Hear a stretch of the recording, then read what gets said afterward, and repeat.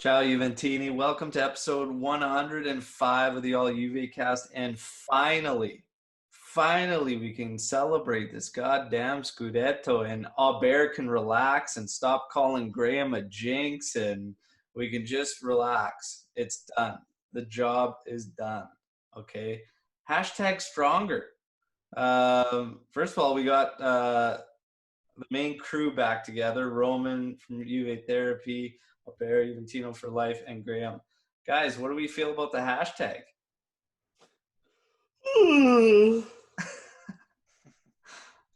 Auber, Yeah, I you think had a it's couple you liked it's better? yeah, I think it's a bit of an oxymoron, that one. I think it's better if we had grandioso, magico, glorious, something a bit more stronger. Excuse the irony. I think it was just a hashtag playing off the current world events with the whole coronavirus stuff and all that. But we haven't really had that great hashtags in the past. I mean, last season it was like some wonderful. Wonderful. I mean, it is what it is. But it's a league title, so can't complain. They always seem to be a little underwhelming. It's like fans are talking about all these hashtags, and they always seem to be like really good ones in there. But they're like, I think I'm going to go with that one that nobody's put out there. But regardless, 9 straight, fellas. We'll get to all the feelings and everything. We'll get to the game and just kind of recap that. First half shouldn't take very long. But let's start off going into this match with Sampdoria. And we had the lineups hit. Delect, Bonucci in there, Sandro, Danilo.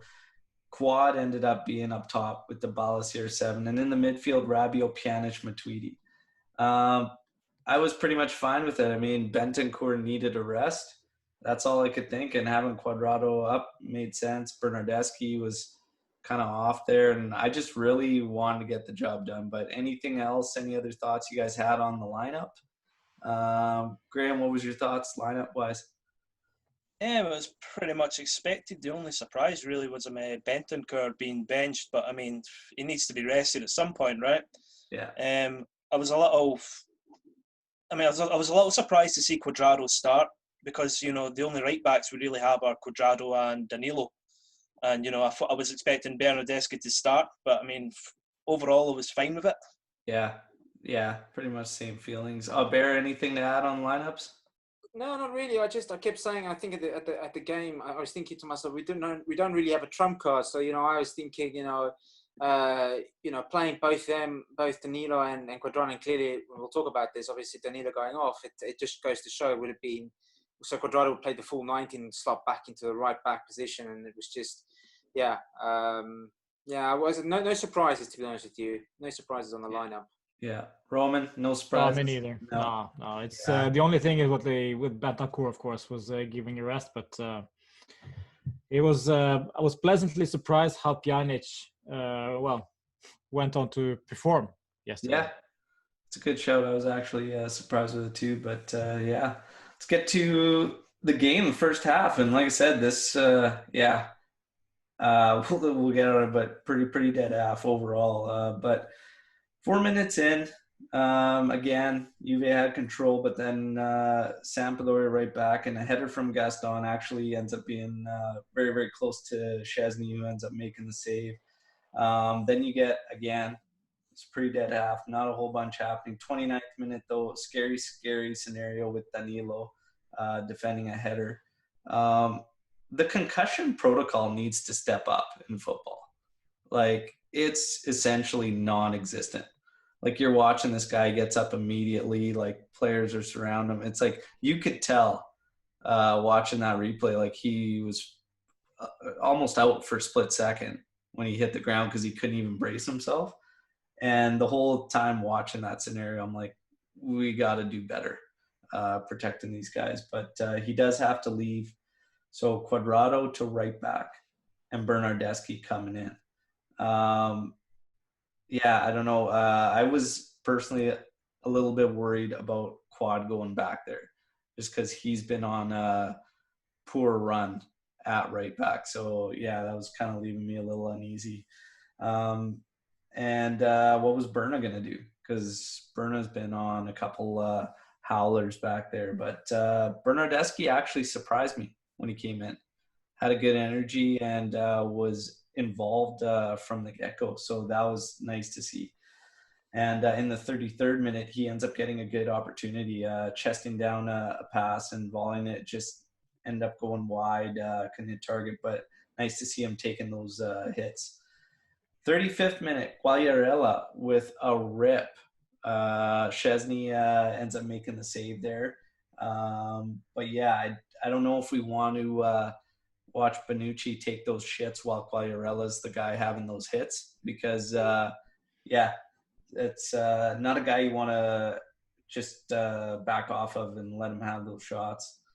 40th minute, Dybala has to come off. And this was when I was kind of like, uh-oh.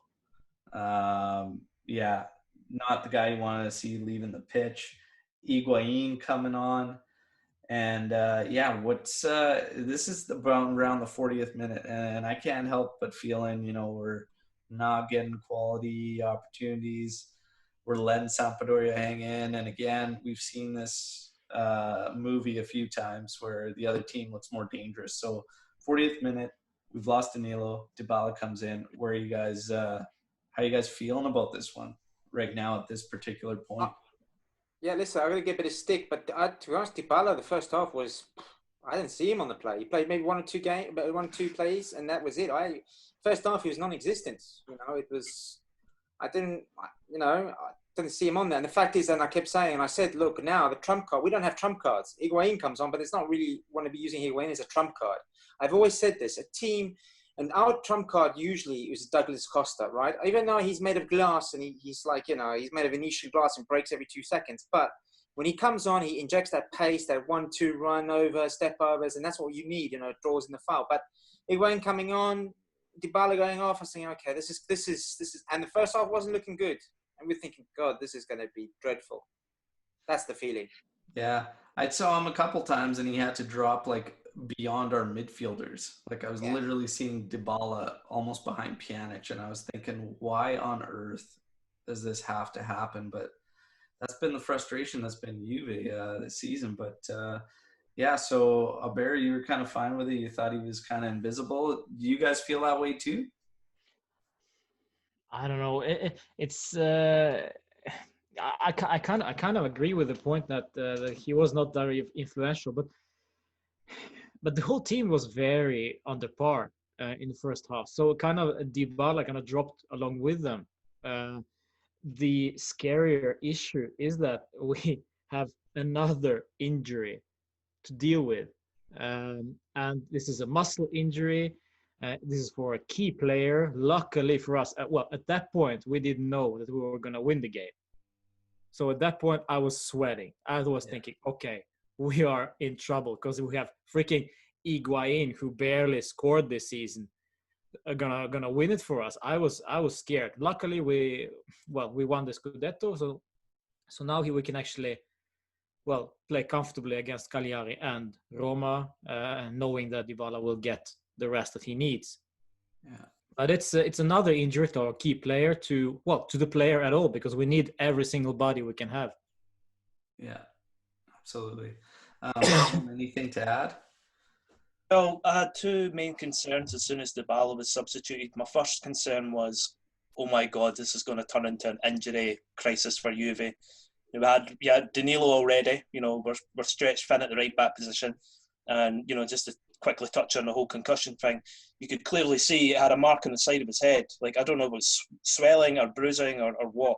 So you knew he was done, and I instantly thought, well, he's going to miss the next game, so we need to wrap this title up now. And next thing, you see Dybala kind of limping off slightly with a muscle injury, and you're thinking to yourself, this guy has arguably been our best player since the restart, and he's potentially injured as well. So what's going to happen next? And I think we had was going back to the normal rule there. I was going to say we only had one substitution left, but I think we've got 5 right now. And Higuain, I love the guy. He's been one of my favourite players since he arrived, but he's not been great. He's not been great since the restart. He just looks off, whether it's fitness or match sharpness or just something not there with him. Yeah.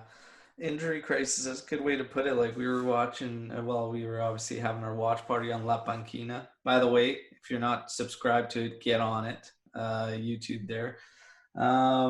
But I said it. I said, out of all the sports I watch and follow and clubs I follow, I've never seen anything like the injuries at Juve. It's crazy. I've never seen a club that just goes through this many injuries. Luck, whatever it is, overtraining, I have no idea, but I've never seen anything like it. Obviously, the Danilo one's just freak accident, right, on a header there, but that kind of stuff happens all the time. Well, I'll say this though regarding the injuries. The last season we had a bunch of injuries because Allegri made everybody run. They ran. I mean, Dybala covered a lot of ground. Pjanic covered a lot of ground for whatever reason. So of course those muscle injuries were to come last season. I can understand those, but this season it's like the COVID, the fitness, the tense schedule, and all that. So we kind of can explain parts of it, but it's so typical us, and also the Danilo, it's just barely unlucky. With Dybala, with Higuain, with Pjanic being out, with Chiellini being injured, that's players, man. And let's not forget, guys, Delect as well with the shoulder, and then in the game he was holding his hammy at the back. Remember, towards the end of the game. Yeah. So that's gaping hole when Rugani came onto the pitch. So yeah. But I'll be honest, I'm trying to have a kind of silver lining to every kind of grey cloud. With Danilo, if it wasn't for Danilo, that was a bullet head of a goal, right? That was going in. That was going. So he took one for the team. Thank you very much, Danilo. I'll nod my hat off on that one there. Thank you very much. Took one for the team there. You betcha. So Dybala comes off 43rd minute. CR7, nice little build-up play. Pjanic playing over to him. He lays it off for Bernardeschi, who actually hammers this one on goal. Nice stop by the keeper there. And then several minutes later, we get a set piece.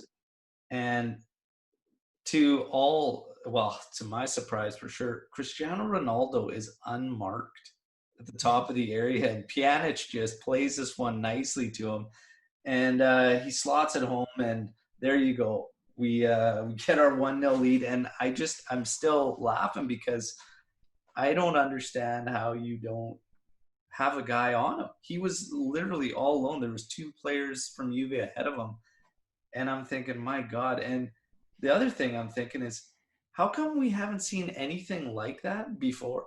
Like these set pieces where it's actually worked around. Like, I can't think of another scenario where that's happened this season. But remember, look at the goal, right? If you see it, all the Samp players ran towards their own goal, right, expecting for a ricochet, and that's what happened there. And in fact, Juve did the same mistake in the second half. We did the exact same thing what Samp did, ran towards goal, and the guys had a strike on goal. So, which was, to be fair, I think you can do those type of set plays far and few between, because if you do it, people will know, and it'll just be all right. That's what they're gonna do. So, but yeah, I agree. We should do it more often, though. Mix it up a bit. The funny part was, usually when you're lining up in those scenarios, you still cover your man off the side. Your wall is set up. Nobody was even on Ronaldo before he pulled back on his run to be available for the pass. It was so bizarre, but I'll take it. 1-0, we go into the half, and overall, nothing special out of that half other than that goal, really. It was pretty drab. We called it a dead half. We had a few opportunities. Nothing too special there, but 1-0. In my mind, though, I don't know if you guys feel the same. You could speak to it now, but I was just thinking 1's not enough for how we've been. And that's all. 2 is not enough, Al. 2 is not enough. Yeah, there you go. And we just need to hang on, but I was like, we need at least another one, because I felt Samp was gonna come at us. I was kind of almost surprised they didn't come at us even harder in the first half, honestly, for how we were playing. But anything you guys want to add to that first half? That's there was nothing much to it. Seemed pretty dead. pretty slow. Nobody was really standing out to me watching it. One nice surprise though was Pjanic, and maybe it's because of the games that he's had off, but he looked better than he had for a while, and he was playing some of those over-the-top balls, which were actually nice. And I was thinking to myself, Juve usually plays that way, where we always play to our guys' feet, and the defending team has everything in front of them. And I was thinking, why don't we start making these runs? And Ronaldo was making a couple. Cuadrado made one that got rewarded with the ball, and he couldn't settle it. He actually couldn't settle a few balls in the first half. He was making me lose my shit on La Panquina there. But yeah, what surprise? Yeah, that's all I could. That's all I could really think is, why are we not switching it up a little more and doing that? But it was surprising to see Pjanic do this. But to be fair, Al, the build-up was slow. The build-up of Juve is slow. It's been slow all the time, right? And then one classic example, if anyone watched that game last night, Sandro would be bolting down. What does he do? Stop and pass it back, or pass it sideways. Why don't you just run to the byline? And the worst case scenario, get a corner. All right, the ball gets nicked off of you, but at least try. And then that was obvious with the penalty when we'll talk about it later. That's a classic example. Run towards the byline. And I was getting really frustrated to see Sandro do those runs and just stop. And then, okay, wait, and then pass the ball backwards or sideways. I'm thinking, well, what's the point then? What's the point doing that? Yeah. Wasting energy for nothing.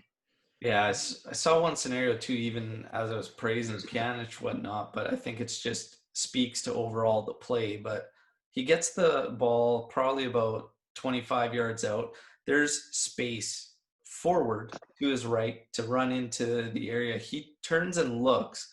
Our forwards are man marked, and he just turns and goes backwards. And I'm thinking, why not run into that space, try and draw one of those guys out, and then slip it in behind to our forwards? But we don't even take those opportunities. Like, now we're not even taking space to run into and drive, but we will take the time to run at defenders, try and win all these 1v1s, and, try and use that as build-up. But when the opportunities come where you want to drive the ball and actually carry it in and dribble, we won't. It's shocking to see. It's frustrating is what it is. But yeah, let's get to second half here. 50th minute, Sampdoria, they're coming out hard second half, and they get a cross, almost ends up getting touched in by the trailing run there for Sam. And then 53rd minute, Gaston, another header, free header too on this one, just wide at the far post. And then the 60th minute, great press and steal from Rabiot. He runs it up, gets to the top of the area, and feeds CR7, whose shot is actually stopped nicely by Odero. But I couldn't help but feel like Rabiot should have been selfish there and at least had the strike himself, because both those guys on Sampdoria, one was watching Higuain, the other was watching Ronaldo. And I thought, man, just turn your hip slightly, make it look like you're going to pass, and turn and just hit the thing. I think sometimes, like, some of our mids, we talk about it all the time, our mids got to start shooting more. But on a situation like that, would you guys want to see Rabiot take the hit? Like, I mean, he might have to feel the wrath of Ronaldo after it, but he's got to have a go there, no? Well, I mean, it looked like it was opening up for him to have a shot. Yeah. The Sampdoria players were backing off him. So, if players are backing off you, you got to think to yourself, I've got a chance to have a go here.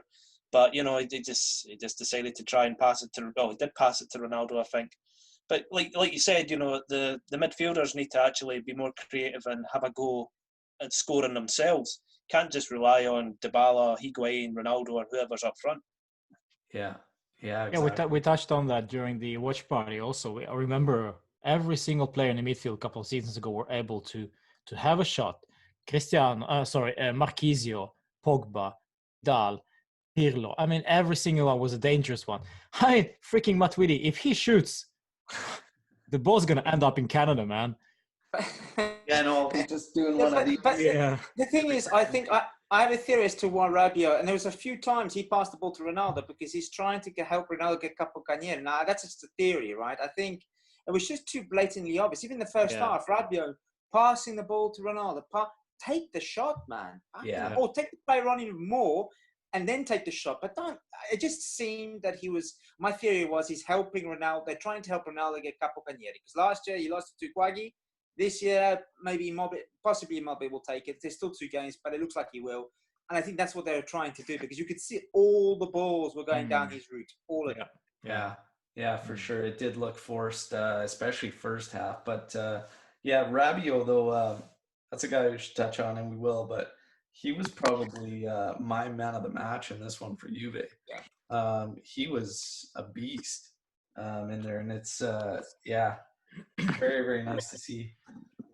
6 minutes later, and this match kind of turned into second half. Sampdoria was coming at us early on the second half, and then it's like we ended up just absorbing and then trying to hit them back. And in the 66th minute, we counter. CR7 gets his shot stopped, and in comes Bernardeschi and buries it 2-0. And holy shit, if you would have told me, a little while ago that Bernardeschi would probably seal this scudetto for us, I'd laugh in your face, call you an idiot, and move on with my day.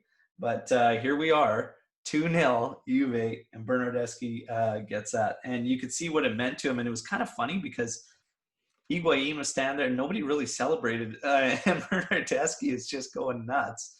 And I'm thinking, is anybody going to go, give the guy a high five or anything? Like, if anybody needs it, it's this guy. And nobody's really moving. Well, Higuain's probably shaking off the all-you-can-eat buffet from last night. I don't know what's going on, but he looked uninterested in celebrating. But it was funny, though. But Bernardeschi, nice to see. 2-0. That's one goal. That's one goal in 27 games, guys. I mean, for Bernardeschi standards, I don't get me wrong, I'm happy for the lad, but 1 in 20. Does that mean are you going to sign another extension on him, or and that's a tap in as well? So don't even count it as a goal. Here's the thing: if you look statistically, Douglas Costa has done barely anything over Bernardeschi from their actual tenures. Like, if you actually look at them, there's very little difference. And the only difference is, honestly, like minutes. And that's just Costa not being healthy and whatnot. But that's 2 guys that are on essentially chopping block for Juve. And I think it's time. It's time to move on. Does this change anything for Bernardeschi? Absolutely not. I mean, how many times have we seen it where he scores a goal and we're like, okay, now he can build off this. There's nothing building. There's nothing happening. It's just, it's time to cut the cord there on that one. If he gets an extension, I wouldn't be surprised. But what does that tell you about the management, right? But anyways, we get the 2-0 lead. Smooth sailing, right, boys? 76th minute, a red card for Sampdoria on the second yellow. Okay, smooth sailing. 78th minute, right after a huge block by Delect that was probably going to end up in the back of the net. He needs to be subbed off. In comes Rugani.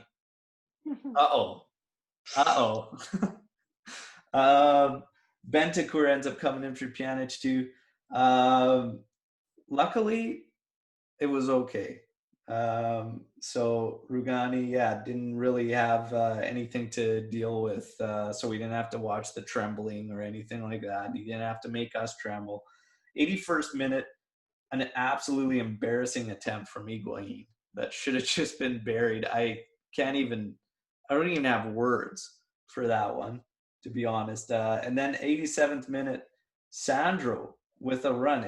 I like how it takes him the 87th minute of the Scudetto clinching match for him to actually do what he's doing. But that's okay, because people will say he's world class. And he wins the PK. I will say. Ronaldo steps up, chasing the Capocannoniere, and he hammers the crossbar. He just hammers the goddamn thing. And nearly broke it. What's that? He nearly broke the thing. Oh, I know. And I'm just thinking, man, like, shoot it a bit harder, bud. Is that all you got? Unbelievable. Just pick a spot, get it in there. And then you could see it's so funny because it's 87th minute. And after that, Ronaldo gets going and he has this one drive where he's coming off the right flank and he's trying to run in on goal and take all these guys on. And I'm like, oh man, now you're trying to kill yourself because you fucked up. Take it easy. Take it easy. And then in extra time there, Bonucci gets absolutely robbed off the goal line from Yoshida there. And yeah, that's essentially it. We get the match called shortly after that, and we can all relax now. Okay, 9th straight, Scudetto's there. Now all we need to do is essentially heal up and get ready for trying to turn that 1-goal deficit around against Lyon. But some of the storylines here, Sarri, oldest coach to win serieA. Did you guys, I know it's been frustrating with Sarri and everything like that, but you know, it was kind of cool to see. We had a lot of fans that were talking about using the celebration videos, and you know, there was Chesney bringing him a cigarette saying you earned this, like during one of his interviews, jokingly, you know. And then you see the players, multiple interviews, and they had Instagram live going, you know, and they're talking to Sarri and whatnot. And then here are fans coming out saying, well, here you go, you know, this just goes to show you, for all those saying that his players don't like him or anything like that. And I'm thinking to myself, you know, it's not a personal level. If a coach has lost the locker room, it's nothing personal. These guys are still professional. It's no different than if you're at your job, you don't necessarily agree with what your manager in how he's leading you, how he's directing you. It doesn't mean that you hate the person. You know, so to see these things, yeah, everybody's going to be happy. We just won our 38th Scudetto, our 9th straight, and it's his first trophy in Italy. I mean, they're gonna be happy for him. They're gonna celebrate with him. They're gonna do that. But that doesn't, I mean, really change my mind that they're not 100% back him in what he's trying to do systematically and his coaching methods. So I just want to get your guys' thoughts on that, and fans that were saying that after these celebrations. Who wants to kick us off on that? Well, yeah, listen, I'm happy to jump in, say my 2 pence on it. We talked about this before this. I think it's a bittersweet victory for us. Look, and I said it, and I'll say it. You know, it sounds like we are childish, unappreciative, spoiled kids, right? In a way, because we won 9 in a row with 3 different coaches, with various different players. And I've always said this from day one, guys. When Sarri joined, there's 2 things this guy has to face, challenges. 1, deliver trophies, and 2, to change the philosophy of football. And this is the big thing, guys. I think a lot of people don't understand when we say philosophy of football, because the football, people forget, Allegri, last year, and I'll mention Mandzukic as well, because a lot of people wanted Mandzukic back. It was in a decline, you know. It wasn't, the football wasn't going where we were, you know, we were just going on a trajectory all the way down. It wasn't the kind of football we were wanting to play. Now, I don't want to be an Arsenal and play sexy football and lose. That's not what I'm saying, right? But what I am saying is the biggest 2 challenges, and this is big for Sarri, right, is to deliver the trophies, 1 or 2. He can still deliver the second one, we'll see. But 1 trophy's done, big one as well. And 2 was to change the philosophy. And that's the big sticking point for me, personally. I have not seen the change of philosophy in football at the club. In fact, Roman says it all the time. I say it all the time. And La Panchina, we say it all the time. Game management. Adapt the style of game that you're playing with the team. You know, when we capitulate against Milan 2-0, 4-2. When it was 2-2, if I'm just saying Allegri, he would have battened the hatches down. Close it. This is, you can see we're losing control of the game. No, let's just run out there and let's just play. And then we get hammered. So that's my biggest thing, right? And now, most likely Sarri will stay till next year. If he will stay till next year, because he's delivered a trophy, they will give him another season. The biggest thing for me for next season is, for me, the key to unlock everything is your 2 fullbacks. We need 2 proper, strong fullbacks that attack players, because then they can get those balls into Ronaldo, Dybala, into the midfield play and all that, right? But coming back to Sarri, I honestly think he genuinely, I'm happy for him, but also at the same time, there's a lot of stigma behind him, right? Let's not forget when he was in the bus coming to Torino and he did the middle finger towards the Juve fans, his love affair with Napoli. He's saying, his idiotic comments, I'm happy that we lost to Napoli. It's one team. All these stupid things, it kind of grates the Juve fans. But on the same token, he's delivered the trophy, tacere tutti muti, tutti goofy, sorry. That's it. So he's done what he's done, one. But the philosophy needs to be looked at. That's my 2 pence on that. Yeah, I mean, Yeah. I don't see any change in philosophy. I'm not seeing it. Who wants to chime in there? Roman, Graeme? Well, I mean, first of all, he's got the major job done, won the league title. There was no way, we all know this is a somewhat, by Juventus standards, a transitional season. But when I say transitional, I don't mean for another club where defeat is acceptable, no trophies is acceptable. That's never accepted at Juventus. So he had to win the league. That was the minimum. He's done that.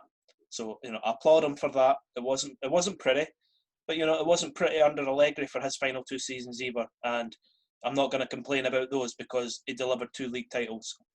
Yeah. But this guy, Sarri, he's been brought in to change the philosophy, the style of play.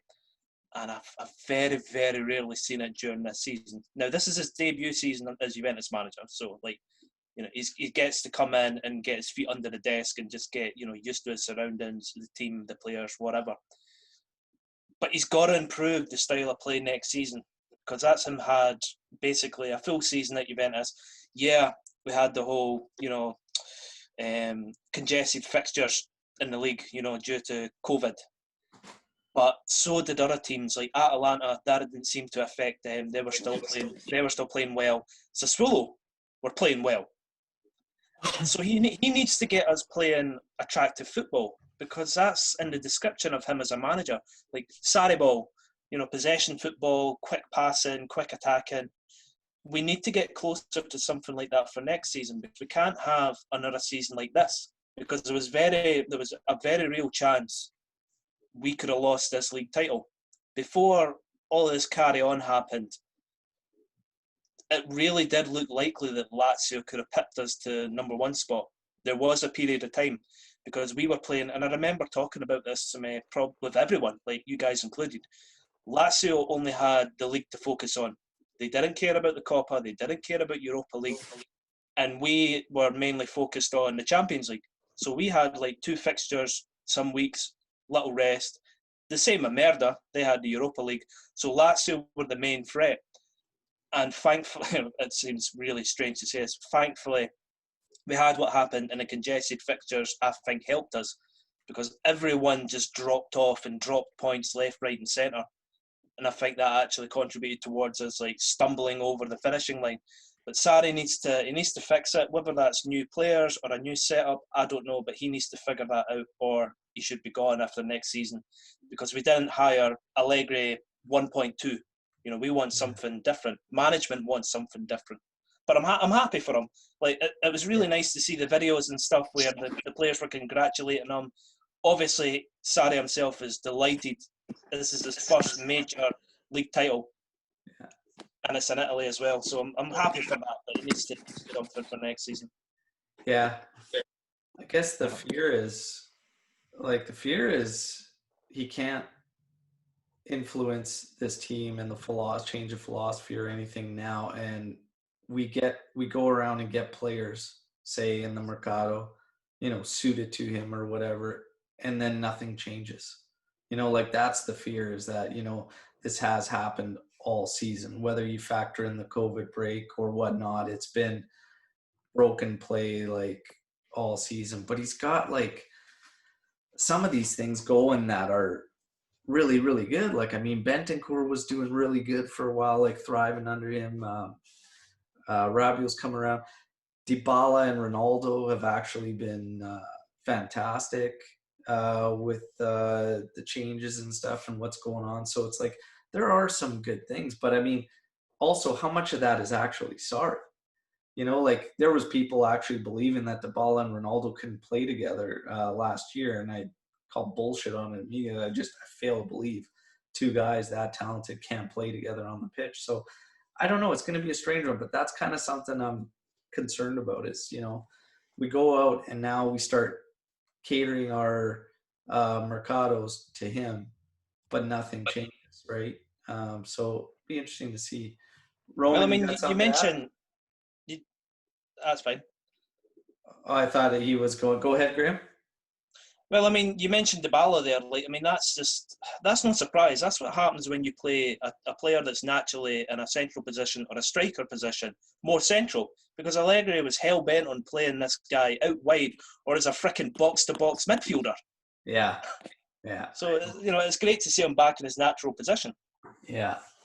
But yeah, it's just it'll be interesting, and you know, Auber brings up a great point too. It's just it seems crazy to think that you know, us winning this thing, a new manager, his first season, and we're still talking about the fact, you know, is he going to be around? Like nobody knows, whatnot. There's a lot of rumors. Obviously, Pochettino being out there, it is strange. But when you watch the play all year, is it that strange? Is it that strange? It doesn't feel like it. But Roman, you want to? Yeah, well, there's a couple of things here that is quite interesting, actually. Starting off with Bentancur, I think the reason why Bentancur elevated so much this season is due to Sami Khedira being injured. Because if we remember correctly, I just looked at his stats before his injury. He actually played every single game. So after Sami Khedira got injured, it was a spot for Bentancur to actually, well, perform. And against Inter, we all remember, he was one of the first, I think that was his first game as a regista. Also, I think it was because Pjanic was injured or suspended or something. So it was basically down to luck that we have seen Bentancur as much as we have seen him. And so he took the opportunity, and now he looks like a proper first team player. I would say unsellable if we're gonna go down that road that far, because in my opinion he's seen the and to be quite honest, he's played every single minute after the COVID, not because Aaron Ramsey doesn't deserve it or whatever, but I just think Bentancur is better, and it's as simple as that. For Sarri, it's a strange one, because Graeme touched on it with Atalanta and Sassuolo, and we must remember that Sassuolo and Atalanta, they had a coach that had been coached them for 2 or 3 or 4 seasons. So their style of play really is has infected the teams, you know.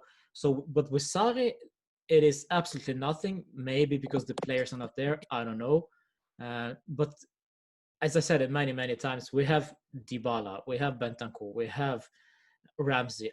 I mean, those guys, you must be able to do something with those guys technically, off the ball. I mean, we all know how Ramsey, from his Arsenal times, we all know how good he is off the ball with his runs. Yeah, that apparently, well, obviously didn't happen. He's just not fit enough to play ever. Looks that way. And also the fact that we won during this Instagram live videos like yesterday. There was a lot of funny stuff, but the one thing that surprised me was actually Sarri himself saying that this group has been winning for years with different coaches, so the merit needs to go to the players. And I mean, if the coach says that, and Bonucci also got that comment from Sarri when he talked to Bonucci, that if you won, and you are good winning with me this year. And I was like, why do you say it? Why? He said, if you're able to win with me, you're strong. Yeah. And that's just like, okay. I find it very strange, because, okay, so this guy is not basically a leader. He's basically a grandpa at the club who is being carried around by superstars like Cristiano, Delect, Dybala, and that's it. And this is what scares me. We all remember the Kepa incident. We probably will see one sooner or later, again at Juve, because I don't see him managing the team well. So this will be next season. I'm scared, guys, because now it looks like we will focus our strategy on getting the players to fit his system. Yeah. But I'm not so sure if that will work. If that system doesn't work, and if that doesn't work, well, we are big trouble. Right now, we're already seeing that we need Arturis coming in. I mean, this is not a player that, for example, Allegri would have wanted, no whatsoever. So this is a perfect player for Sarri. Yeah, that's exactly what I was saying. Is it's kind of nerve-wracking if you think about it. If we're going to cater, and also touching on the issue with Alexandro and his inability to go forward. In my opinion, Alexandro has been struggling ever since Cristiano arrived. Cristiano is taking up so much space. I mean, mentally from the left flank, right? You can see on the right side, you have Danilo, Cuadrado, you have Bernardeschi, you have Douglas Costa. All of them are pure wingers, so they will stay where they are, right? Most probably. But with Cristiano, he roams too much and opening up so much space. So that's another topic. But I mean, I'm not saying Alessandro had a great season. Not at all. He has been useless. But I can see why he's been useless. That's because Cristiano is there and he roams away from his left flank, and suddenly there is all alone. And I'm sorry, but if you have Matuidi in front of you, that's gonna cause you some trouble. So I mean, I don't want to get into the Sandro thing too much, but I mean, honestly, I struggle to find Ronaldo as the excuse. I really do, just because other guys go in there and do the fundamentals that he's not doing. There was an instance yesterday where Higuain had dropped back. He brought two defenders in with him, and that whole flank became wide open. And Sandro was literally looking up the pitch at nobody, and the ball was going back to Bonucci. Like a true balanced fullback would have slotted up that pitch, and the ball would have been popped over, and he would have been clean sailing to angle off to the goal. He did not even take a step into the open space. You know, Ronaldo doing his thing, that's fine. We still see it time after time after time. Sandro, like, he's become so, like, he's involved in the midfield. There was a time he was actually between Pjanic and Matuidi. And I'm thinking, my God, man, you're a left back. What the hell are you doing in between our Regista and our Mezzala? It's shocking stuff, man. And positionally, he's fallen off. I don't know what it is. And then again, then you have the 87th minute there where he goes on this friggin' run, and you're like, why can't you do this? Like, why doesn't this? There's nothing stopping him from that. So to say it's Ronaldo, I don't really know, because he's obviously, I put Marcelo well above Sandro, but him and Ronaldo ripped clubs apart, right? And common denominator here would be Sandro not being able to form something like that with Ronaldo, right? So it's tough to say. But Auber, you've got some thoughts here. Yeah, just a couple of things. So just to back onto Roman's point about Bentancur stepping up, right? It's a great analogy we can use here. It reminds me a lot of Marchisio's days when he went to Serie B and he stepped up, right? And then we all knew what happened. We all know, rest is history. We knew what happened. So I honestly think this was this perfect stepping up kind of platform from Bentancur to step up. And I remember you and me, we did one of your podcasts months and months ago, and you asked me, who's your favorite player? And I said Bentancur. And I generally still, and I believed in that, because he is the future star and he's unsellable. In my eyes, unsellable. He just needs to curb his yellow cards, and that's it. And he will be a world-class player. Now, my second point, just to these points, right, guys, I generally believe if Juve, to me, if Mr. Ticci doesn't bloody buy good, solid fullbacks, doesn't have to be world-class fullbacks, just buy two, left and a right. Sandro, you can be a backup, and the right Danilo be a backup. I don't care. And buy two solid fullbacks that can link up play, can run up plays, that can track back and can read the game with Ronaldo, play the game with Ronaldo, play the game with Dybala, right? I'm telling you guys, if we can get two solid fullbacks, then I genuinely believe we will do well next season. But if we don't, and we're faffing around and we're buying mediocre players, or they actually believe that Cuadrado and Danilo can do a job at the right flank, and Sandro can hold the left flank for an entire season, I'm telling you now, game over. Game over. But I'm gonna tell you now, it is game over because that's not gonna happen. They're not gonna get by left and right back. It's bleeding obvious that you need in fullbacks. Christ's sake, man.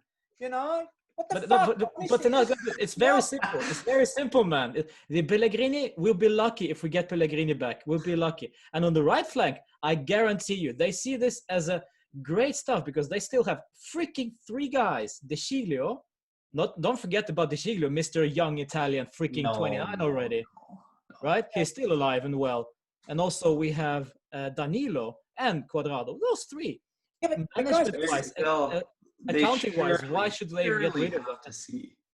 Surely have to see. We can't roll with these guys. But if Pellegrini goes, I mean, honestly, why did we not even have him on the roster this season? That's your first fuck up. And then, oh man. But we've been talking about this. Yeah. And going around it, unsellable list.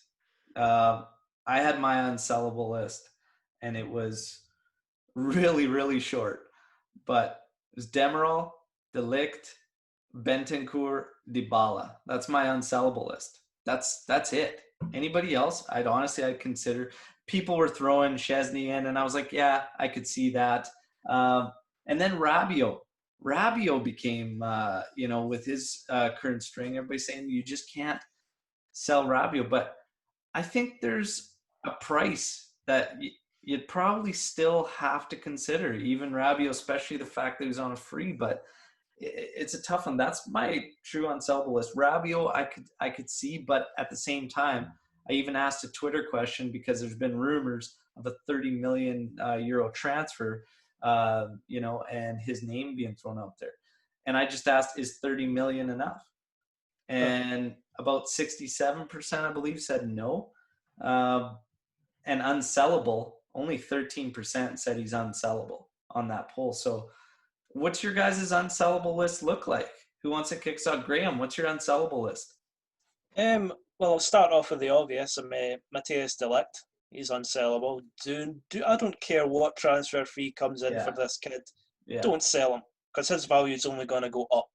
Yeah. Demiral, a lot of potential. I love the aggression. Needs to kind of curb it a little. I don't want to see him making rash tackles like we saw. I think it was actually during his debut when he gave away a penalty. But still, don't sell him. He's only 22 years old. So that's basically our future pairing, Delect and Demiral. In the midfield, I mean, it's just awful to look at. Bentancur, definitely keep him. We've touched on him. We've basically said everything there is to say about him positively. Rabiot was a funny one because he wasn't that great at the beginning of the season, but you could put that down to he didn't play at all for PSG for a full season pretty much. So he took a long time to come into form. He hit form during the second half of the season, or the third half, whatever you want to call it. So I would keep him unless we get a transfer fee that is really good. 30 million, forget about it. That's peanuts in football nowadays. And who else have we got? Dybala, obviously. Keep Dybala.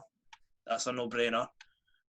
And then pretty much everyone else, I would, if a good fee comes in, I would strongly consider it. Even Cristiano Ronaldo.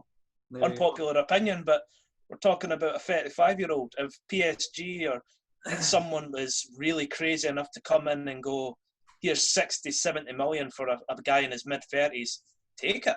Well, that was kind of my thoughts too, and I had a long discussion because he's got a few fans out there, Ronaldo.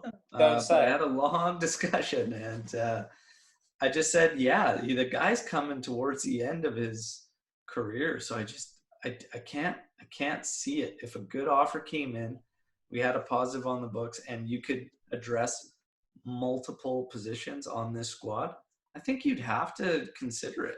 I just don't think it's a clear-cut no, he's unsellable.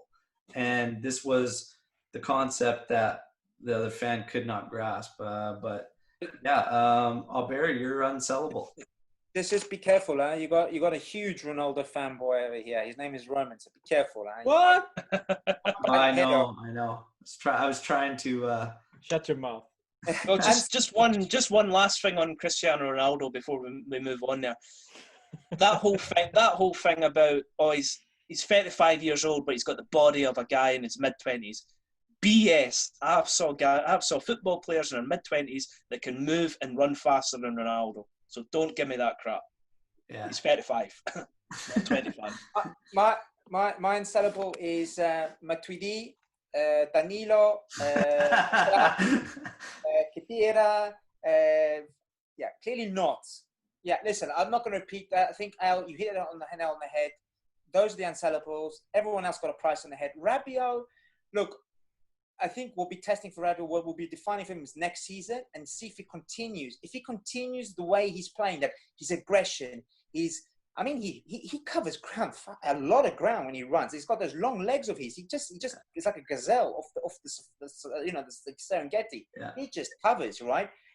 If he continues that form and that kind of style of play, and what is he, 25, 26? I would then say yes. Then yeah, and so but right now he's still got a price tag on his head. But everyone else you mentioned are unsellable. Yeah. And I just wanted to say one thing, guys, about this unsellable point. Every great team has a spine. Every great team. Champions League or winning serieA, league titles, every team has it. The goalkeeper, to your defense, to at least one or two defenders in the middle of the park, to your great midfield, one players, two midfielders, and at least one good striker.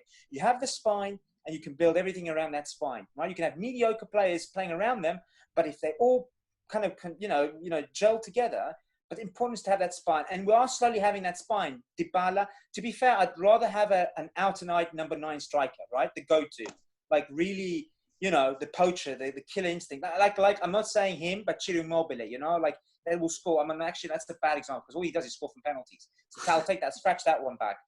Like a proper number 9 striker, right? And then Dybala, then Bentancur, and then Delect and Demiral, and then got Tekes. Then we have the spine. So yeah, but Al, your unsellable is non-negotiable. Yeah, Roman, anything to add on the unsellables? Any player that you feel should be on there that isn't?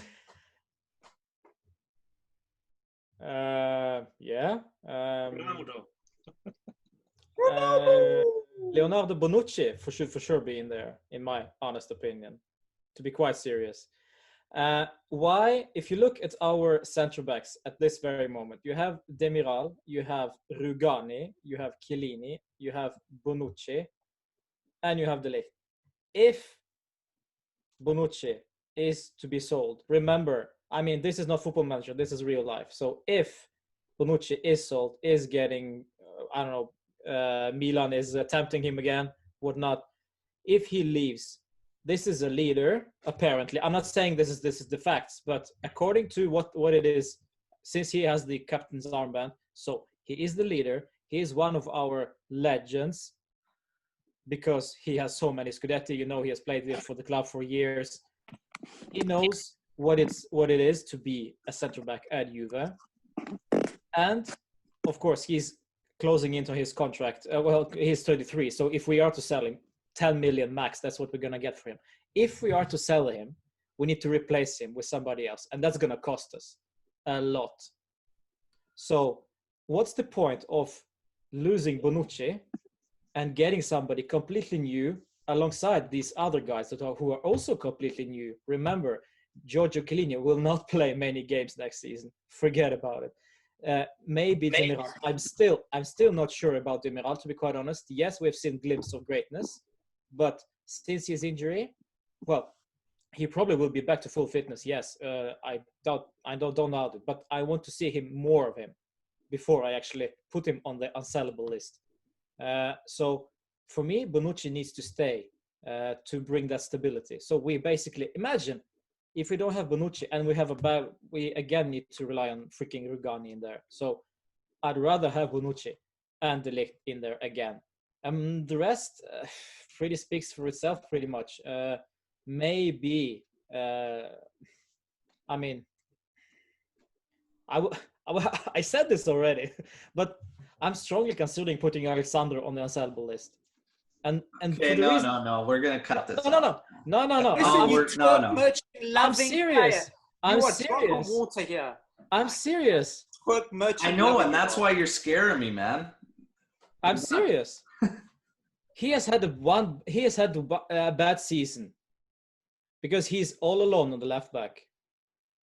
No He has had a substitutions. bad seasons. No. Listen. The left back, he has been playing all alone there, and I mean all alone. Matuidi didn't help him a lot. Cristiano doesn't help him to track back. He is all alone on the left back, right? So, and plus this COVID doesn't help him. He lost his father recently. That doesn't help him. I mean, there's a lot of mental stuff as well. And as I said, again, if we lose that guy, if we are to sell him, we need to replace him. And that's not cheap.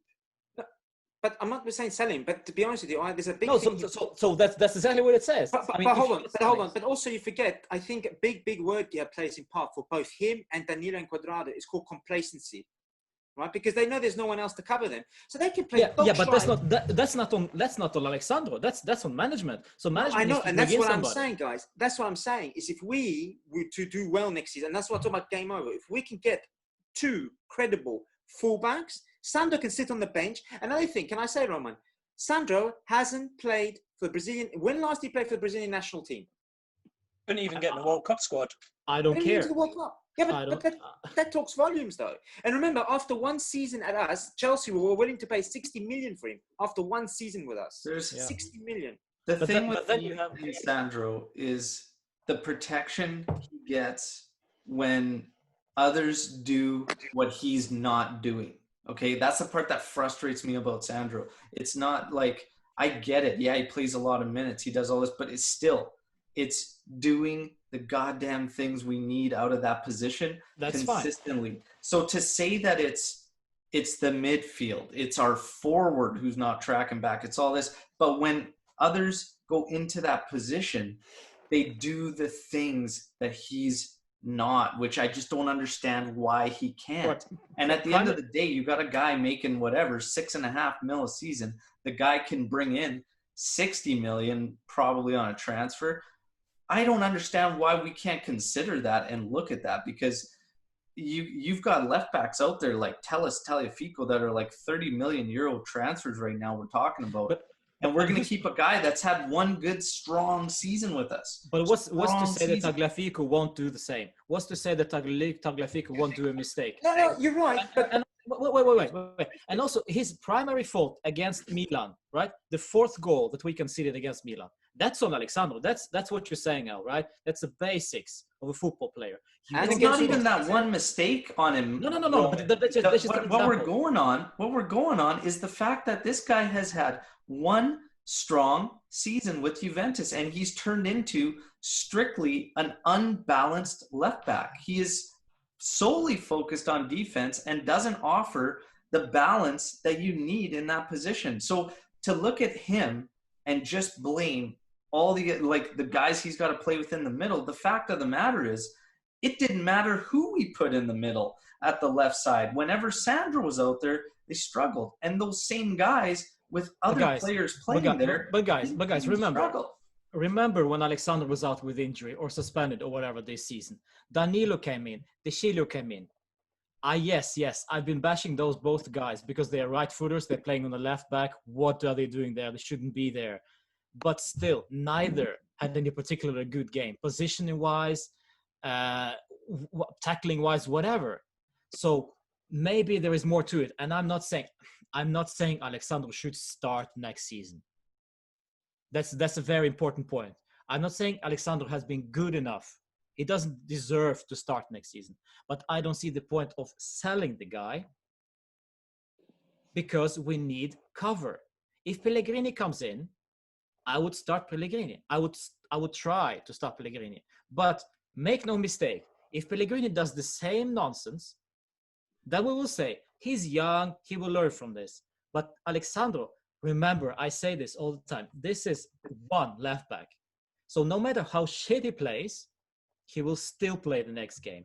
So he's Yeah, become complacent. but I This is guess a the issue mentality. is Yes, but that's a we're mentality talking issue, right? we're talking unsellable though. So to say I wouldn't sell it. to put him on that list, but he doesn't deserve to start is kind of contradictory in my opinion, because now all of a sudden, if you look at a guy making that wage, he doesn't. You're legitimately saying he doesn't deserve to start next season. Yeah. And why is he not too? But why do you need on to the unsellable list? Why do we That need to doesn't have make only sense. 11 players? I mean, I can put Buffon on the list and say he's not unsellable, but he will not start next season. But that's an obvious, right? Okay, right. I'll put Buffon on this list as well, because I think that he was a backup goalkeeper next season. We also need the backups. We also need the bench. So, and Alexander is a freaking quality left back. Yes, he has had a poor seasons, 2 seasons. Yes, he's had a poor seasons, but I still think that he's a good left back. I mean, you cannot just suddenly drop insanely in the level of quality. The first season he had, the crosses he made, the things that he did, wow, that was a quality. But now suddenly he drops off. Honestly, there is more to issue than just Alexander, to be quite honest. And the mentality doesn't help. The meltdown against Milan, yes, that's on him. But again, he's been playing just back from injury, and the first thing he does is a crossover to the other flank, and they score.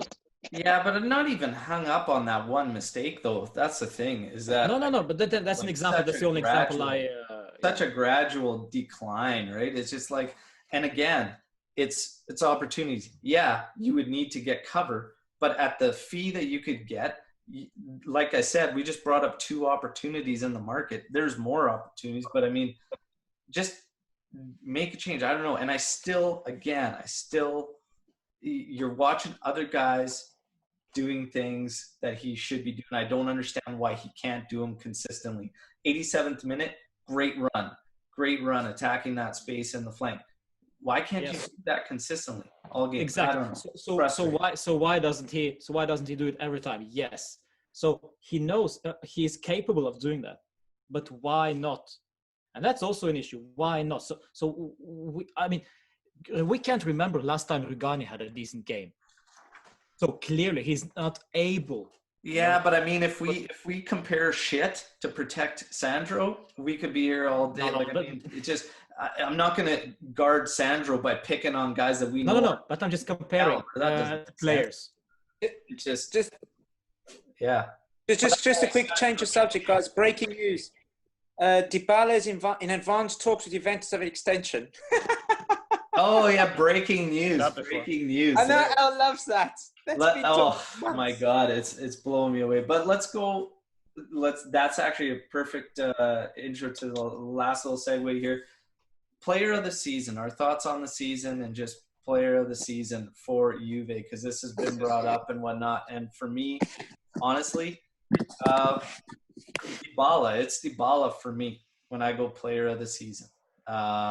This season's been a weird one, like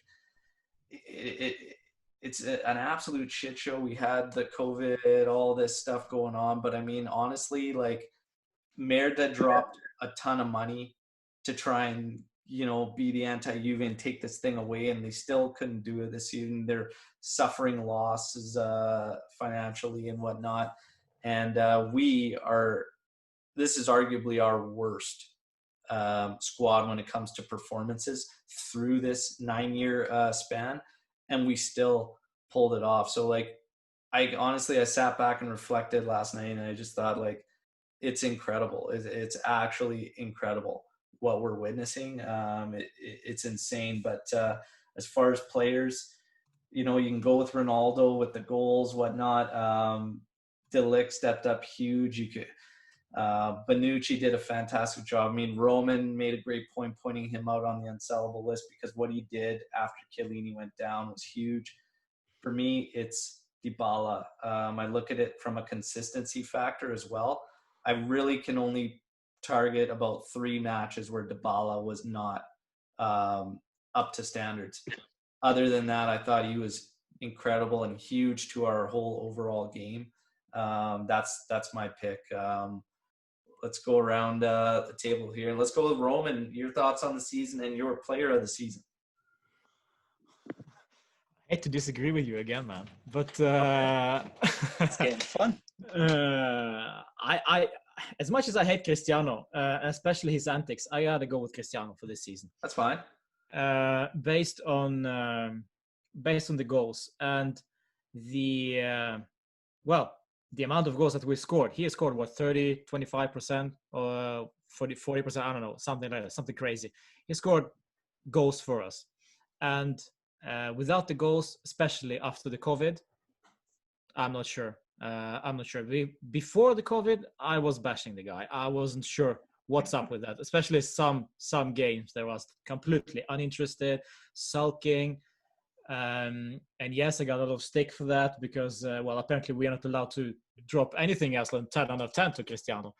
But the fact is that he scores is a blessing, but also a curse, because we touched on it very, very early during this podcast, is that Rabiot needs to pass the ball to Cristiano. Cuadrado always needs to cross to Cristiano.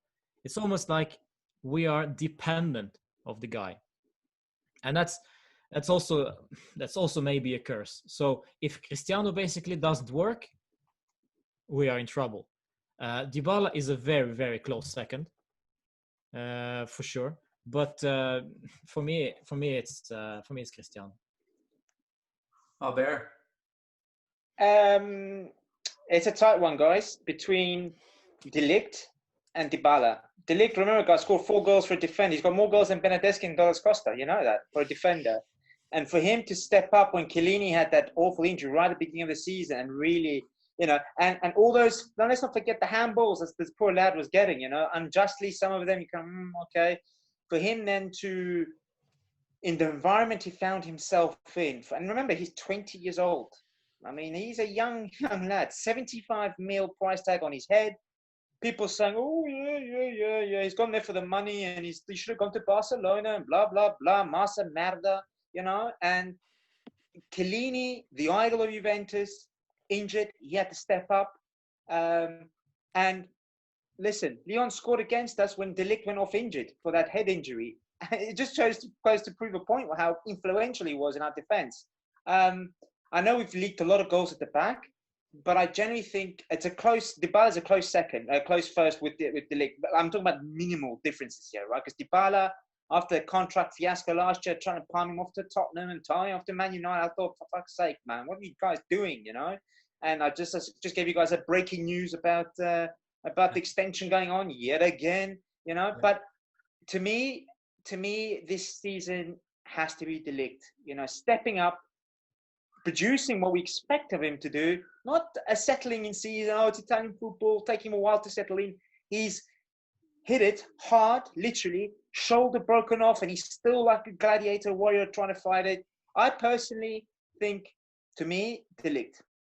There you go. Very second Dybala. Very and close. Now here comes Graeme with the tiebreaker, with your player of the season and any thoughts you want to share about the season.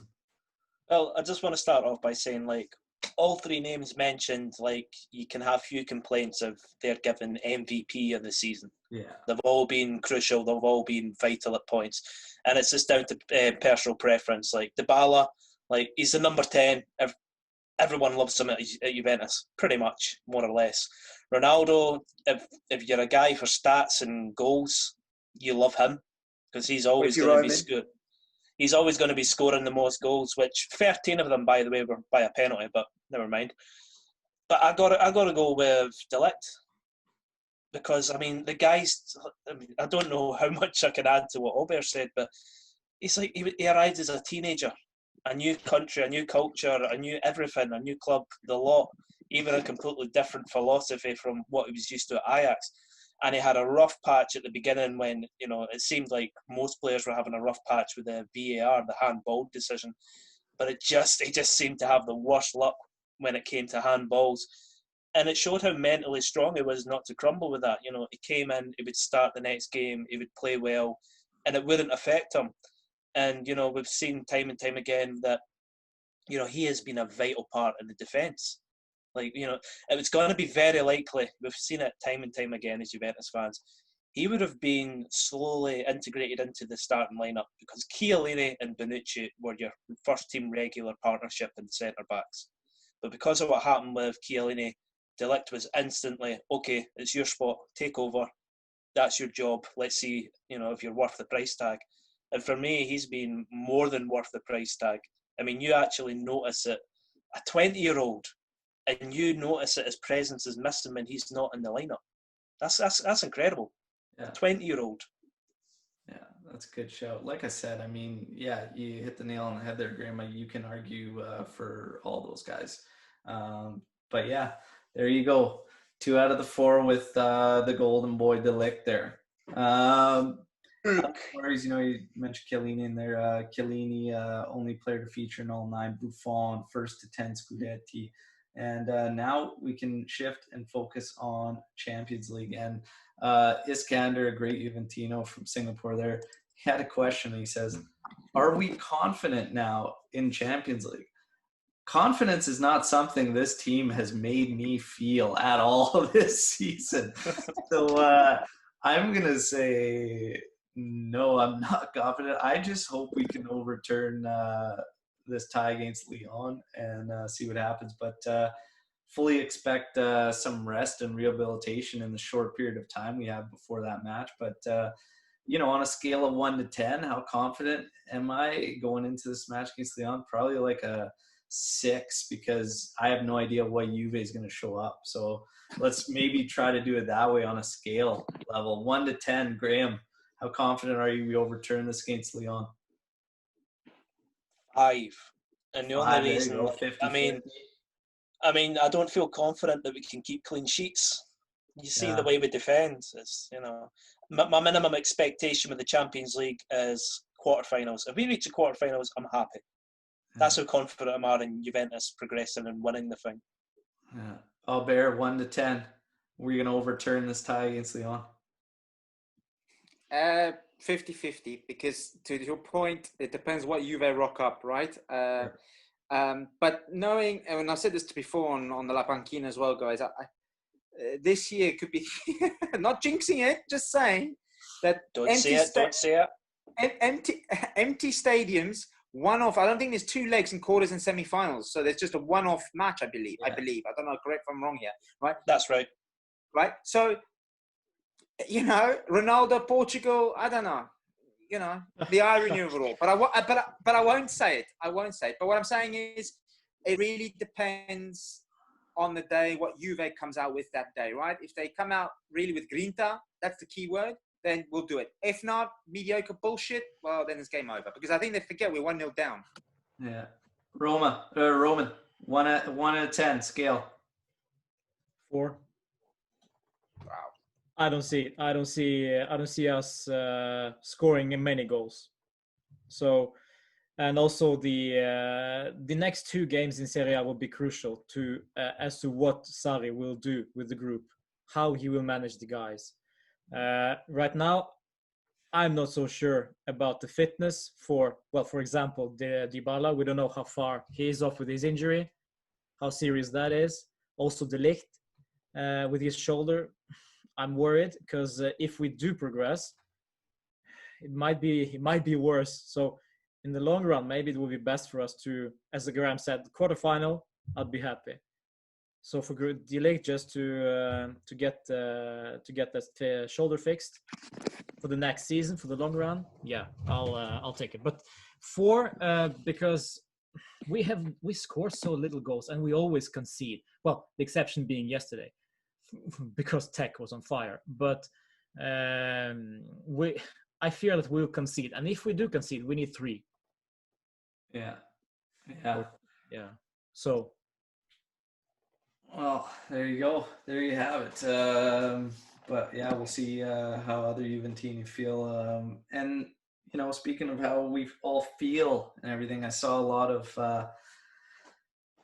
other fans talking about us and our scudetti and saying that it's forced when we celebrate these scudetti, and how they know that we truly don't care, and that it's we would trade all of these in for the Champions League and whatnot. And That is way. the biggest pile of Bollocks. shit ever. And we could just soak up those salty tears right now because that's a load of shit. I spent yesterday, I was happier than a pig in shit. I was so happy. I had a great day after the match with my family, and I had my Juve jersey on, and we went to the park, and I was pumped. I will never get tired of celebrating Scudetti. And again, we factor in Merda spending all that money coming at us, and this being the worst probably I've seen performance-wise of Juve during this stretch, and we still get it. Guys, how do you feel when these clowns say things like that? Well, I'll kick us off with this one. Here's the thing, right? See, whenever you get a rival fan, like, you know, they'll come up in your mentions or wherever, and they'll be saying, like, oh yeah, you've won 9 in a row, but, you know, it's a one-team league, it's a farmers league, it's a blah, blah, blah. And then you get Merda fans who'll be like, oh yeah, you haven't won the treble. It's like, newsflash, you guys won the treble a decade ago, okay? You're living in the past. I'm living in the present. I'm celebrating a title that was won less than 24 hours ago. You're still talking about a bloody title in 2010. You get the Milan fans. Oh, we've got 7 Champions League trophies. It's like, yeah, and you won the last one in 2007. Now they're the guy trying to get into the club, you know, and they're shit talking you from outside the club, buddy. I'm in the club. Okay, I'm partying right now. You're still stuck outside on the street. Exactly. So I mean, I'm never going to get tired of celebrating league titles, and any fan of any club that doesn't enjoy winning a league title, you have to have a real hard long look at yourself, because I think, like, maybe it's younger fans or maybe it's newer fans, I don't know, they expect us to win the league every single season. I mean, we expect it as well, but we don't think at the beginning of the season, it's done, we've already won it, let's focus on the Champions League. That's BS, because there's been plenty of times during this winning run of 9 in a row where we could have lost it, but we didn't. We fought back. Teams either dropped points or we just went on a phenomenal winning streak like we've done before for the 15-16 season. And you got to cherish these moments, because this is something that is very unlikely this will ever happen again in our lifetimes. I mean, we're approaching a decade of dominance. That's special. Oh yeah. The farmers league comment also is pretty funny, because when you call the Italian Serie A farmer league, that's just stupid. Remember how good are Atalanta right now? At least have been for recently, right? How much money has Inter invested? Milan back looks like they are on track of something, but I don't know. Next season we will see. So there are actually good teams out there, and it's not easy to win in Serie A. Freaking Cristiano, the GOAT, Ronaldo even said it. It's not easy to score in Serie A. So please show some respect to this league by not calling it a farmers league. Farmers league is what you do in Latvia or whatever. But this is tough. I mean, we lost against Udinese. So does that make it farmers league? I don't think so. Yeah, I listen. Look. All the haters keep on hating, you know. Let's tutti gufi muti adesso. Shut the hell up, all of you. Merda fans can kiss my big hairy ball sack of an ass 9 times, merda. Right? You put us down to Serie B, we come back with the vengeance, and we put it back on your face. Right? Anti Juve, anti mio culo, merda. Oh, right? Man. And Napoli, you fucking won the Mickey Mouse Cup. Well done, bravi. Well done. You won the Supercoppa. You win the Supercoppa. Well done, the Topolino Cup. Fucking order your cushions and your shirts 6 times. Fucking Coppa Italia winners. Muti Goofy. Shut the fuck up 9 times. You see what that means? 9 times. Do it. Talk to us in another decade, boys. Hey. This is exactly. Siamo noi. I campioni dell'Italia siamo noi. 9 times. 9. I can't even put it on my hand. 9, 5, 4, 9, 4. There you go. They hate us because they ain't us. 9, yes. Baby. 9, baby. Auber, that is exactly how we're going to wrap up this pod. Thanks everybody for joining again. Make sure you subscribe to La Panquina, and make sure you check out Striped Hearts Apparel. Celebrate the 9th straight, everybody, and we'll talk to you after our next match as we continue the preparations for that Champions League tie. Forza Juve, fino alla fine. Ciao. Italia!